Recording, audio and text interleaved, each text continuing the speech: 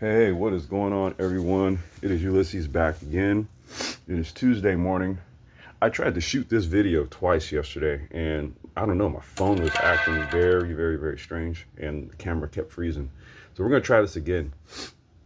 Okay, we've already torn down, for the most part, the Surron LBX. I've got the Fardriver hooked up. And yeah, I'll do a separate video literally on how to install the Fardriver software, because that in and of itself was a doozy, because there's some things you have to figure out first off, right? So I'll do a separate video on the app, but for the most part, we've got the running gear running. Wait. All right, so next is to mount the Fardriver into this. This is from Techic-Q EMX. Shout out to those guys. Okay, they make a Fardriver mount and guard.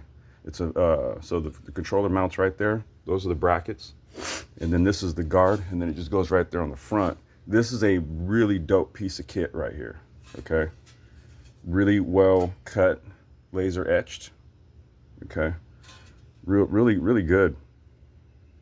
You know, ready for paint if you want to paint it. I'm gonna just slap it on, then whatever Jordan wants to do. Okay, but this is gonna be the Pacific Rides Surron build here.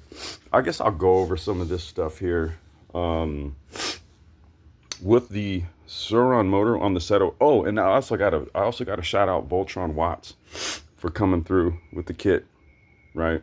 The Fardriver and the bundle, the throttle switch bundle and all that, right? It all comes together, and it just makes it really easy to get everything set up. There's no wire splicing, none of that you have to do. So shout outs to Voltron Watts for hooking this up. I did run into a problem with the heat sensor on this, and I thought maybe I needed to check the Hall sensor on it or something like that. You'll see there's an extra one laying over there, but actually it's just more of a setup thing. After everything got plugged in, I was getting, what was it? Motor overheat. I was getting a fault. Okay. And the thing is like, how are you getting an overheat when the motor's not even running, right? So what we had to do is you go into the app, the Fardriver app, and you turn the sensor off, okay? And then that way it'll clear the code. Then there's another heat temp setting that is applicable to the PSMS motor, I think that's what it's called. And it's suitable to do heat monitoring on this motor right here. So then you go back in and you change it, save it, boom, we're all good to go. So heat sensor temp is now working. Everything is all working. I have a bass tune on it. Let's see if we can. I have a bass tune on it right here. So if you notice, I have it down quite a bit, and I'm gonna have Jordan write it, and then we got a lot of room to play with. Okay, we got a lot of room to play with. This is the Fardriver app, right? There's your graph mode for auto learn. See, we got a system okay. Now, when I was getting the heat sensor fault, it'll show you the number, right? So it'll beep 7 times, but then it'll also give you the number and then tell you. It'll say heat sense. It says motor sensor, heat sensor, or something, and then you come over here, right? So we got that all cleared, system okay, right? And then let's see here. I think it's connected. Let's see if we can do a graph. Let's see.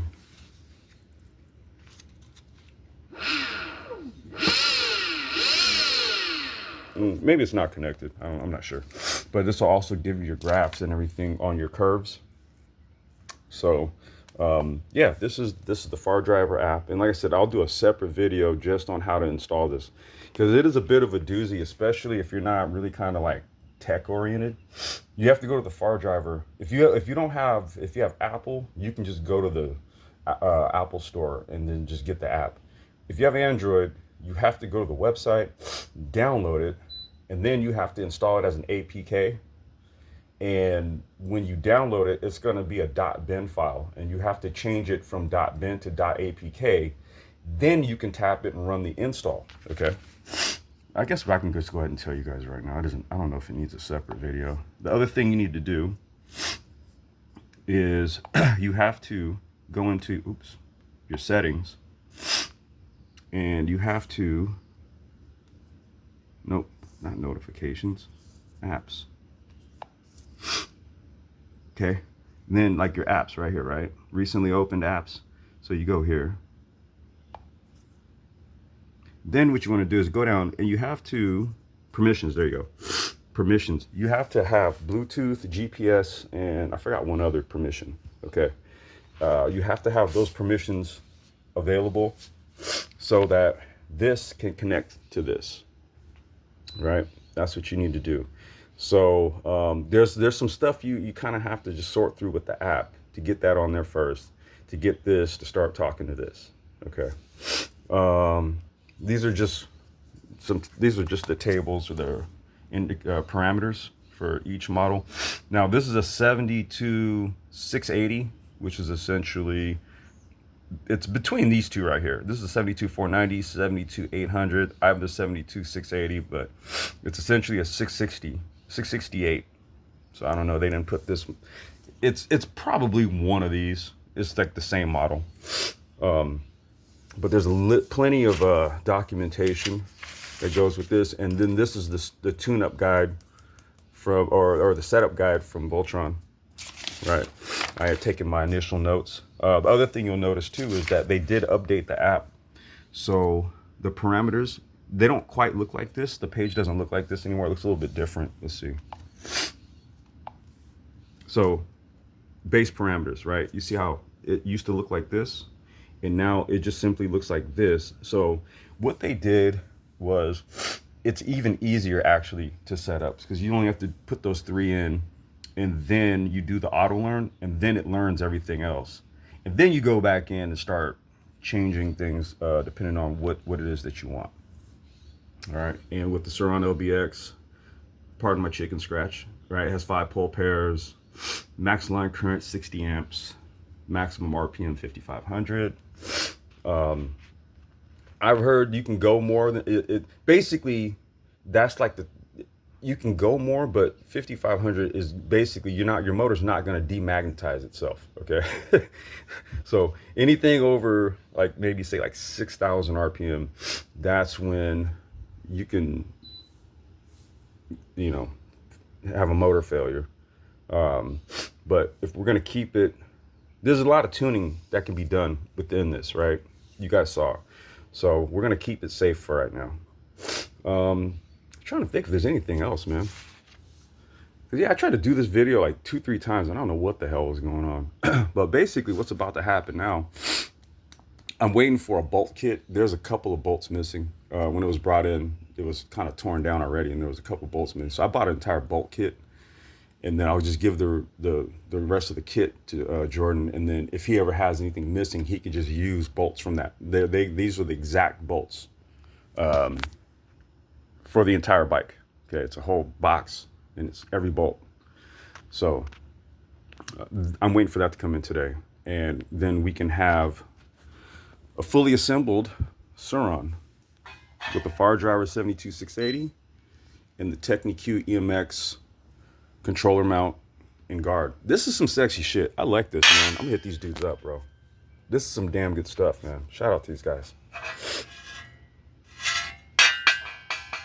Really nice.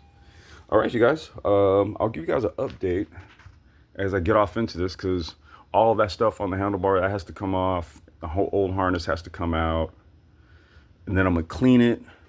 Then we're gonna start putting all the new shit on. All right, you guys. I will tap back in on the next one. Peace.